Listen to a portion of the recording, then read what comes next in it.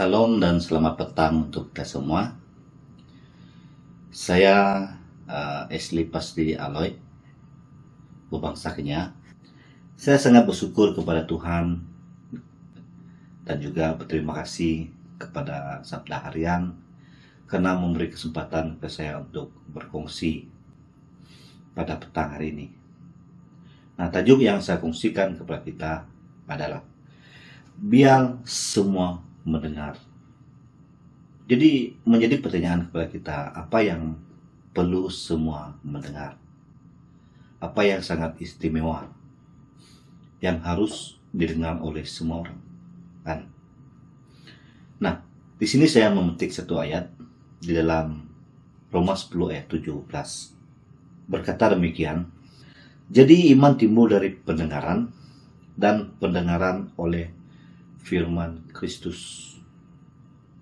Di dalam ayat ini sangat jelas apa yang diperdengarkan orang ataupun yang harus didengarkan orang adalah firman Kristus. Karena orang yang mendengar firman Kristus, imannya pasti akan timbul. Oleh itu sangat penting bagi seorang manusia harus mendengar tentang firman Kristus. Karena melalui itulah dia akan beriman kepada Tuhan Yesus Kristus. Tanpa dia mendengar tentang firman Kristus, dia tidak akan menjadi percaya. Dia pasti akan dibinasa. Melainkan orang yang mendengar tentang firman Kristus, dia akan diubah, akan diselamatkan dan menjadi percaya kepada Yesus Kristus. Nah, menjadi persoalan kepada kita sekali lagi, apakah firman Kristus itu? Ini yang menjadi pertanyaan kepada kita, bahwa apakah firman Kristus itu? Kalau kita berbicara tentang firman Kristus, sebenarnya kita sedang berbicara tentang Yesus sendiri, kehidupan Yesus, pekerjaan Yesus, dan apa yang Yesus lakukan. Itu yang sangat penting di dalam firman Kristus itu. Adapun kita berbicara tentang Yesus, dia adalah berbicara tentang kasih Allah yang sesungguhnya, yang telah mengasihi manusia yang berdosa, mengasihi manusia yang menentang Allah.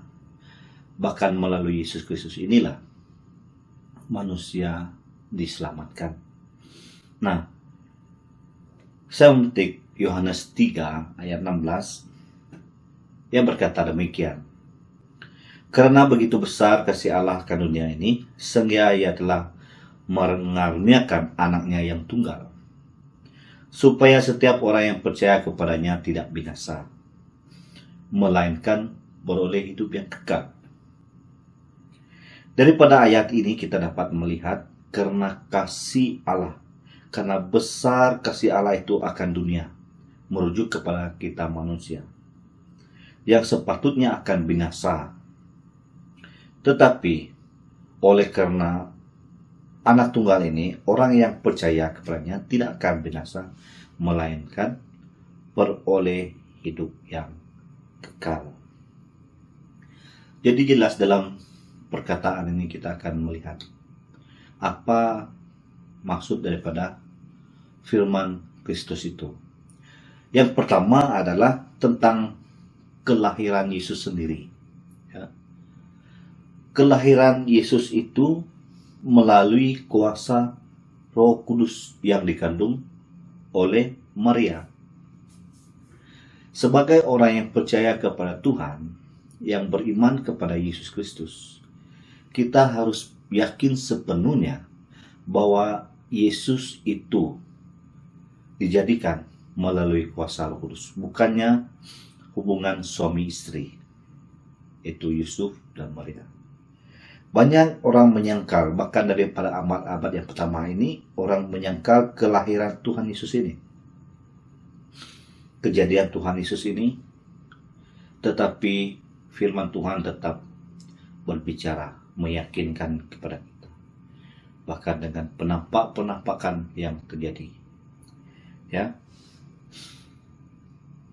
Yang kedua, firman Kristus itu juga berbicara mengenai kematian Yesus di kayu salib. Kelahiran Yesus adalah di mana Allah mengambil rupa manusia dalam Yesus Kristus. Dia menjadi manusia yang sempurna, yang seutuhnya. Bahkan dia juga Allah yang seutuhnya. Tetapi dia mengambil rupa, ya, merupa sebagai manusia. Dia mati di kayu salib untuk menebus manusia. Kenapa demikian? Karena sepatutnya tubuh kitalah yang menanggung dosa kita. Kitalah yang patut disiksa, kitalah yang patut dipukul, kitalah yang patut dibunuh dan digantung di kayu salib. Tetapi karena kasih Allah di dalam Yesus Kristus, Yesus sanggup melakukannya. Dia mengambil segala kutukan itu, segala beban itu ditanggungnya di kayu salib, sehingga dia mati untuk menebus kita. Kematian itulah yang menandakan Yesus telah menebus kita daripada kayu salib. Bahkan kata-katanya yang terakhir itu mengatakan sudah selesai. Ya, banyak orang-orang bahkan daripada abad yang pertama itu mereka ingin meniadakan kematian Tuhan Yesus itu. Bahkan mereka memasukkan kematian Tuhan Yesus. Tetapi Alkitab juga dengan tegas juga mengatakan ada bukti ketika Yesus digantung di kayu salib. Prajurit mengambil tombak, menusuk di rusuknya. Ia mengeluarkan darah dan air. Itu menandakan bahwa tubuhnya sudah tidak bernyawa. Jelas. Dan firman Kristus juga berbicara mengenai kebangkitan Yesus daripada maut. Ini berarti bahwa Yesus Kristus adalah Allah yang telah menang daripada maut. Bahkan firman Tuhan katakan, dia memegang kunci maut. Kematian pun tidak dapat mengalahkan dia. Ini menandakan bahwa Yesus adalah hidup yang kekal. Dan juga turut memberi kemenangan kepada kita. Dan memberi hidup kekal kepada kita. Ketika kita percaya kepada Yesus, dia bangkit, kita turut bangkit. Dia hidup, kita turut hidup bersama-sama dengan dia. Bahkan yang keempat, firman Kristus yang berbicara mengenai kenaikan Yesus Kristus ke surga. Setelah dia membuktikan kebangkitan dia kepada murid-muridnya, bahkan 500 orang, selama 40 hari, dia naik ke surga. Firman Tuhan katakan dia naik ke surga, duduk di sebelah kanan Allah. Ini membuktikan bahwa Yesus Kristus itu adalah Allah itu sendiri, yang telah mengambil rupa manusia, lahir di dalam rahim Maria. Dan dia juga hidup sebagai manusia. Dan akhir daripada kematiannya, dia bangkit, naik ke surga, duduk di sebelah kanan Allah. Berarti dia adalah Allah daripada awal dan akhir. Dialah tahu daripada segala sesuatu, dia juga tahu akhir daripada segala sesuatu. Dialah Allah. Bahkan yang kelima, firman Kristus itu berbicara tentang kedatangan dia 2 kali. Inilah yang menjadi harapan kepada saya dan juga saudara, kepada kita semua, bahwa Yesus akan datang kedua kali untuk membawa kita bersama-sama dia. Inilah yang menjadi harapan kepada kita semua, dan juga menjadi satu dorongan kepada kita untuk menyampaikan kebenaran ini, untuk memperdengarkan firman Kristus ini kepada seluruh umat manusia yang belum mengenal Tuhan. Di dalam 1 Korintus pasal 15 ayat 3 dan 4 berkata, sebab apa yang sangat penting telah kusampaikan kepadamu, yaitu apa yang telah kuterima sendiri, ialah bahwa Kristus telah mati karena dosa kita. Jelas, Yesus telah mati karena dosa kita. Oleh dosa kita, dia mati menanggung beban ini. Sesuai dengan kitab suci juga, bahwa ia telah dikuburkan. Berarti kalau Yesus dikuburkan, dia benar-benar mati, ya. Dia benar-benar mati, dan bahwa ia telah dibangkitkan juga pada hari yang ketiga, sesuai dengan kitab suci. Sangat jelas di dalam 1 Korintus pasal 15 ini menjelaskan bahwa sesuai dengan kitab suci itu berlaku tentang Kristus. Saya percaya oleh mendengar Injil Kristus ini, orang yang mendengar itu, mereka pasti akan beriman kepada Yesus. Kenapa? Karena itu akan dikerjakan oleh Roh Kudus. Itu sebabnya Paulus dengan yakin berkata seperti ini, Injil itu adalah kekuatan Allah menyelamatkan. Ya, Injil itu adalah kekuatan Allah yang menyelamatkan. Jadi yang menyelamatkan manusia yang berdosa itu bukanlah daripada kita sendiri. Kita hanya menyampaikan, memperdengarkan kepada orang. Yang menyelamatkan adalah perkataan itu, Injil itu sendiri, yaitu Injil Kristus. Jadi apapun yang diperkatakan itu, kita sangat yakin dan percaya Injil itu yang akan menyelamatkan dia.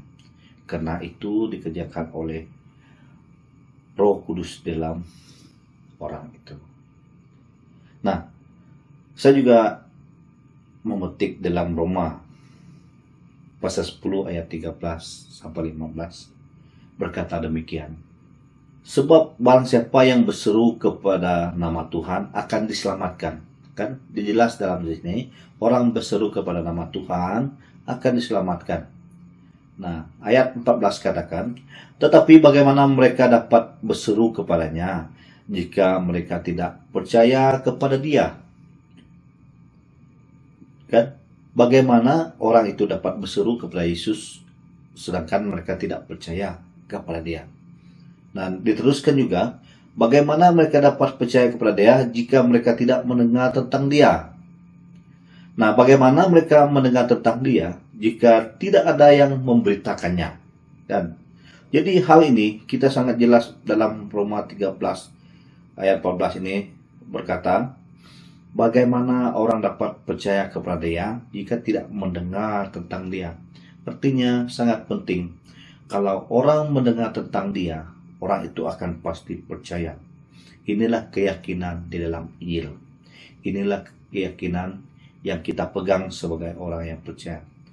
Dan dalam ayat 15 katakan, bagaimana mereka dapat memberitakan jika mereka tidak diutus?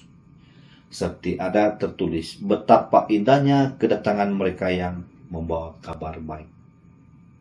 Nah, orang tidak akan mendengar tentang firman Tuhan ini jika tidak ada yang memberitakan firman Tuhan.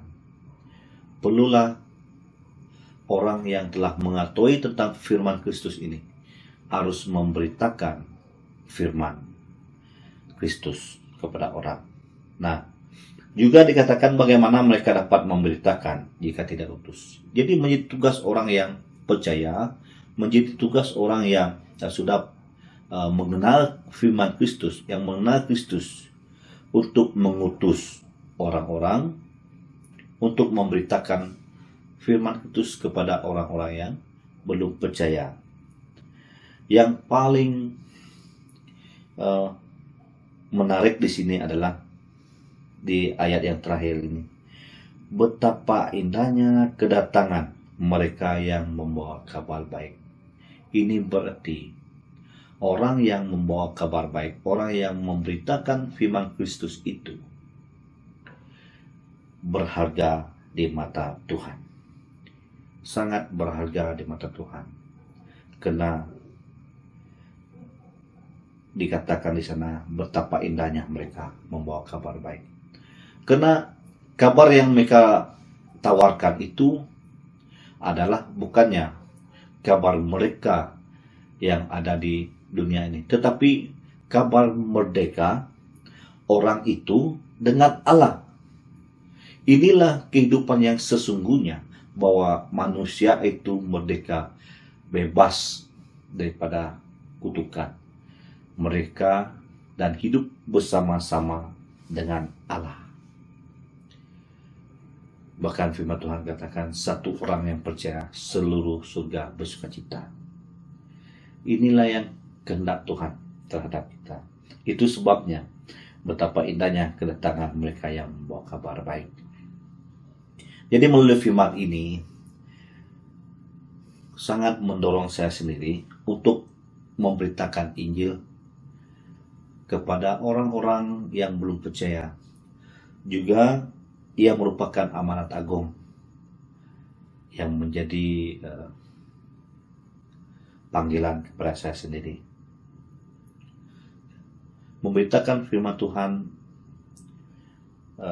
adalah satu kewajiban yang perlu kita sampaikan kepada, hanya memperkatakan tentang Kristus kepada orang. Ya, saya juga percaya karena hari ini saya telah diselamatkan oleh Kristus sendiri. Saya hidup karena Yesus, dan saya juga percaya tujuan hidup saya pada hari ini itu adalah hanya untuk Dia dan di dalam Dia.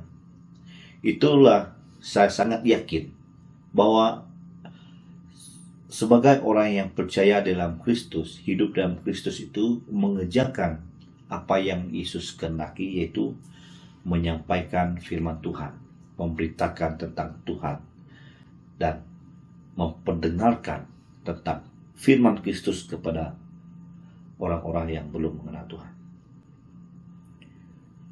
Saya sangat yakin juga menyampaikan Injil adalah merupakan anugerah Tuhan kepada saya sendiri yang dipercayakan Tuhan. Kenapa? Ini adalah firman Tuhan. Ini adalah daripada Tuhan sendiri. Seorang yang dipercayakan Tuhan itu adalah sungguh luar biasa rasanya. Ya, itu sebabnya saya melakukannya dengan luar biasa, dengan sukacita, tanpa tahan. Bahkan dalam ayat ini juga menyatakan orang yang menyampaikan Injil itu sangat indah dan berharga di mata Tuhan. Sungguh indahlah orang yang menyampaikan firman Tuhan, yang sangat memberi dorongan kepada saya sendiri di dalam pelayanan Tuhan ini. Karena bagi saya pelayanan Tuhan adalah anugerah yang telah Tuhan percayakan kepada saya untuk menyampaikan firman-Nya kepada manusia yang harus saya pertanggungkan. Saya juga percaya kepada kita semua yang percaya juga untuk menjadi saksi Tuhan. Jadi pada tahun 2019 saya diutus ke Ulu Knawit melayani sebagai gembala gereja dan menginjil di kawasan tersebut. Saya mengembala gereja BM Rantalimau Ulu Knawit. Jemaatnya adalah suku orang Iban. Jadi perjalanan saya dari Bandar Serikai ke gereja itu memakan masa 5,5 jam, kira-kira begitulah.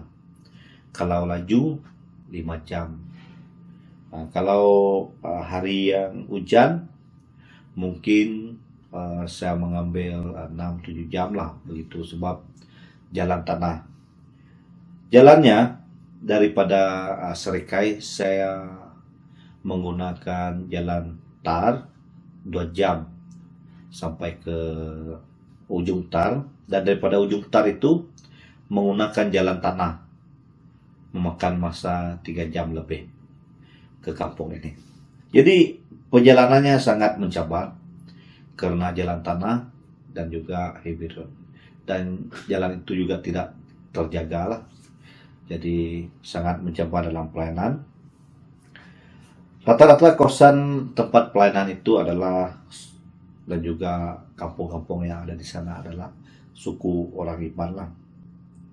Dalam perjalanan saya sebagai penginjil di sana juga, saya harus bergerak daripada gereja untuk menjangkau suku-suku yang ada ataupun menjangkau kampung-kampung yang ada di sekitar itu, ataupun yang diberi oleh zon BM daerah Serikai lah. Jadi kawasan penginjilan saya yaitu adalah di dalam Ulu Julau, Ulu Mujuk, dan juga Ulu Kenawit. Dalam perjalanan saya menggunakan perahu motorboat untuk mencapai satu kampung, menggunakan 2 jam kalau air yang bagus, kadang-kadang 4 jam kalau air dia tidak bagus mencapai ke kampung itu. Saya juga turut menggunakan motosikal ke kampung yang lain, dan juga saya juga menggunakan jalan kaki. Ya, jalan kaki itu dalam sekitar 1 jam lebih lah daripada jalan shortcut itu, jalan kaki ke mencapai kampung itu. Jadi kalau saya ke Mujuk ataupun Juk, saya memakan masa 2 hari untuk menggunakan perahu sungai, jalan sungai mencapai ke tempat itu. Dan saya akan singgah juga kepada kampung-kampung yang ada yang saling pas untuk menyampaikan Injil, mengambil kesempatan di sana. Jadi di dalam pelayanan itu, perjalanan yang sangat mencabar, saya harus mengorbankan masa saya, tenaga saya, dan keuangan pribadi saya. Jadi bagi saya melakukan itu dengan rela hati, karena saya percaya ketika saya melayani dan menyampaikan Injil, bila orang mendengar tentang Injil, mereka akan menjadi percaya. Ketika mereka menjadi percaya, maka surga bersukacita. Inilah harapan saya sebagai orang yang melayani Tuhan di Ulu Sungai pada masa itu. Selama 3 tahun saya melakukan pelayanan itu, saya tidak pernah berpikir untuk give up ataupun menyerah. Walaupun banyak cabaran, banyak tantangan yang saya hadapi dalam penginjilan itu, dalam pelayanan itu, karena jalan, kadang-kadang saya sakit, lagipun saya sendiri di gereja. Tapi puji Tuhan, selama 3 tahun Tuhan itu sangat baik. Dia menyertai saya, Dia memberkati saya. Dalam apa keadaan pun saya tetap dalam pelihara Tuhan. Saya percaya apa yang saya lakukan itu adalah sangat berharga di mata Tuhan. Bahkan pelayanan yang saya lakukan itu merupakan anugerah Allah semata-mata bagi saya. Karena saya beranggap dan percaya inilah anugerah Allah semata-mata buat saya. Mempercayakan firman Tuhan itu untuk memperdengarkan kepada semua orang yang belum mendengar. Saya sangat yakin dengan firman Kristus yang saya sampaikan itu, ketika orang mendengar firman Kristus, pasti iman mereka akan timbul. Itulah yang menjadi harapan kepada saya. Karena saya percaya ketika saya menyampaikan firman Tuhan, Roh Kudus akan bekerja, mengubah hidup mereka, mengubah hati mereka, dan mereka akan mendengar firman itu. Oleh itu bagi saya, biarlah semua mendengar tentang Injil Kristus supaya mereka juga diselamatkan. Inilah inti daripada kenapa orang harus mendengar tentang Kristus ini. Karena mereka juga harus diselamatkan daripada kutuk, daripada cengkaman iblis, daripada hukum dosa, bahkan diselamatkan daripada binasa. Ya, jelas dalam Yohanes pasal 3 tadi, setiap orang yang percaya kepada Dia tidak akan binasa, melainkan memperoleh hidup yang kekal. Oleh itu, saudara-saudariku yang dikasihi, jika kita terpanggil untuk menyampaikan Injil tentang Kristus ataupun Injil Kristus, janganlah kita pernah ragu. Karena itu adalah merupakan kesempatan kepada kita untuk menyelamatkan jiwa manusia. Bahkan anugerah Allah semata-mata kepada kita untuk melakukan pelayanannya. Bahkan setiap kita yang menyampaikan Injil itu pasti berharga di mata Tuhan. Karena setiap orang yang menyampaikan firman Tuhan itu adalah dikatakan indah, berharga di mata Tuhan. Jadi melalui perkongsian saya pada petang hari ini, saya mendorong kita semua untuk memperdengarkan tentang firman Kristus ini, ya, bahwa inilah satu-satunya jalan untuk menyelamatkan manusia daripada binasa. Mereka harus diselamatkan melalui firman Tuhan, karena Injil itu adalah kekuatan Allah untuk menyelamatkan orang-orang yang berdosa, orang-orang yang dibinasakan oleh perbuatan mereka. Tetapi ketika mereka mendengar tentang Kristus, mereka akan pasti percaya dan diselamatkan. Nah, oleh itu dalam penyampaian firman Tuhan itu ataupun firman Kristus itu, kita harus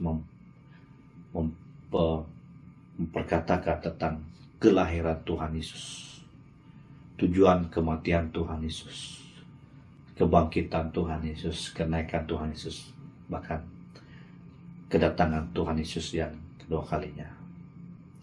Inilah kunci kepada setiap orang yang harus diselamatkan. Orang yang mendengar perkataan ini pasti akan diselamatkan, pasti akan bersama-sama dengan Allah.